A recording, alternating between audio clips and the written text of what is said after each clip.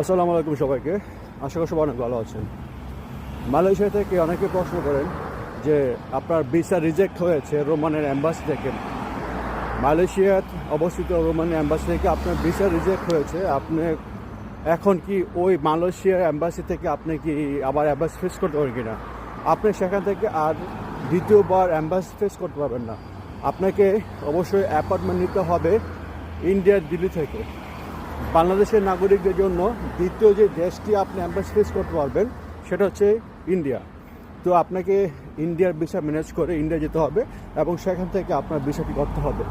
যদি আপনার embassy face করতে হবে, যদি আপনি অ্যাম্বাসি ফেস করতে পারেন সেক্ষেত্রে আপনার ভিসা হওয়ার সম্ভাবনা থাকবে আপ টু 90%। কারণ হচ্ছে আপনি একজন দক্ষ শ্রমিক, দক্ষ প্রবাস ফেরত শ্রমিক।